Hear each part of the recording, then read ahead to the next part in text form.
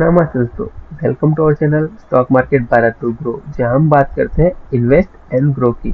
आज हम करने वाले हैं डिफेंस सेक्टर से जुड़ी हुई एक दिग्गज कंपनी जो कि है HAL के Q4 के रिजल्ट एनालिसिस। तो चलो स्टार्ट करते हैं हम आज का वीडियो। ये हमारे सामने आ गए HAL के Q4 के रिजल्ट। यहाँ पे जो भी नंबर एंड फिगर दिए गए हैं वो इन लैक्स में है, पर हम इसे करोड़ में कन्वर्ट करके एनालिसिस करेंगे ताकि समझने में आसानी रहे। सबसे पहले बात कर लेते हैं कंपनी के इनकम की। तो इस क्वार्टर में कंपनी की इनकम रही है 15,092 करोड़, जो पिछले क्वार्टर में थी 8,612 करोड़ और एक साल पहले थी 14,351 करोड़।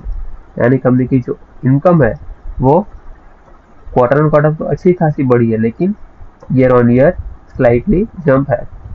डिफेंस जैसी कंपनियों के रिजल्ट हमेशा हमें ईयर ऑन ईयर कंपेरिजन करना चाहिए, क्योंकि उनका जो रेवेन्यू रिकॉग्नाइजेशन होता है वो हमेशा मार्च महीने में ही होता है। अब बात कर लेते हैं हम कंपनी के एक्सपेंसेस की। तो कंपनी के एक्सपेंसेस इस क्वार्टर में रहे हैं 9,522 करोड़, जो पिछले क्वार्टर में थे 6,138 करोड़ और एक साल पहले थे 9,150 करोड़ के आसपास। यानी कंपनी के जो एक्सपेंसेस है वो भी क्वार्टर एंड क्वार्टर अच्छे खासे बढ़े, लेकिन slight year on year slight ही बढ़े देखे जा सकते हैं। अब बात कर लेते हैं हम कंपनी के नेट प्रॉफिट की, यानी कि प्रॉफिट आफ्टर दी टैक्स। इस क्वार्टर में कंपनी का नेट प्रॉफिट रहा है 4,196 करोड़, पिछले क्वार्टर में था 1,866 करोड़ और एक साल पहले था 3,976 करोड़। यानी कंपनी का जो नेट प्रॉफिट है वो क्वार्टर एंड क्वार्टर तो अच्छा खासा बढ़ा है, लेकिन ईयर ऑन ईयर स्लाइटली ही बढ़ा देखा जा सकता है। अब बात कर लेते हैं हम कंपनी के EPS की, यानी कि अर्निंग पर शेयर। इस क्वार्टर में कंपनी का EPS रहा है 62.74, जो पिछले क्वार्टर में था 27.91 और एक साल पहले रहा था 59.46।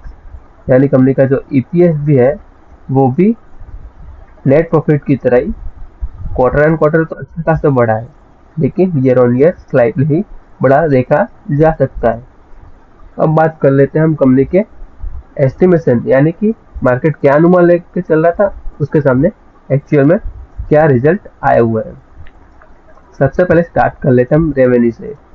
तो उसका एस्टिमेशन था 11,000 से 13,000 के बीच में और एक्चुअल में आया है 13,942 करोड़, यानी कि स्लाइटली बीट किया है एस्टिमेशन को। अगर बात कर ले नेट प्रॉफिट की, उसका एस्टिमेशन था 2,200 से 3,600 करोड़, एक्चुअल में आया 4,196 करोड़, यानी कि अच्छी तरह से एस्टिमेशन को इसमें भी बीट किया है।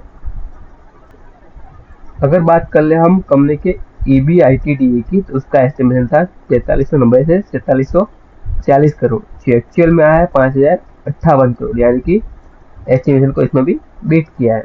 अगर बात कर ले मार्जिन की, तो उसका एस्टिमेशन से था 22 से 36% के बीच में और जो एक्चुअल में आया 36.28%, यानी कि इसमें भी विद इन द रेंज या फिर स्लाइटली बीट कह सकते हैं। यानी कि ओवरऑल देखा जाए तो अच्छा रिजल्ट आया हुआ देखा जा सकता है।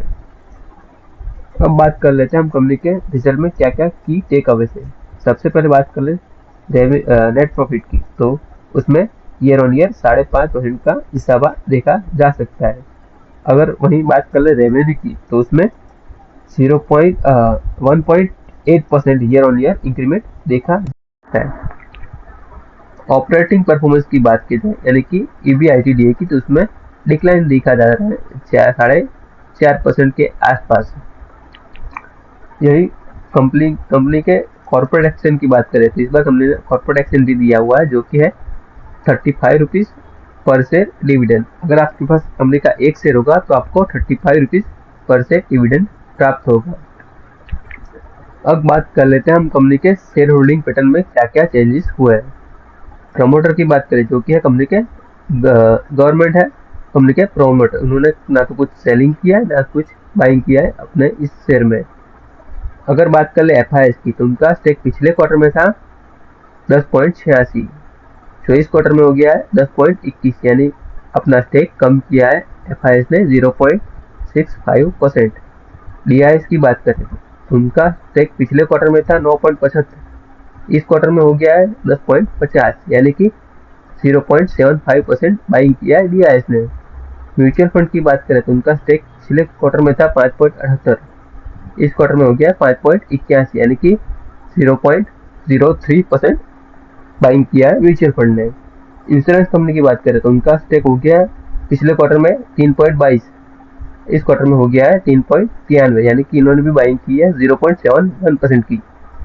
रिटेलर की बात करें तो उनका स्टेक पिछले क्वार्टर में था 7.77, इस क्वार्टर में हो गया 7.66, यानी कि इन्होंने स्टेक सेल किया है 0.11% की। अब बात कर लेते कंपनी के रिजल्ट के टाइमिंग की।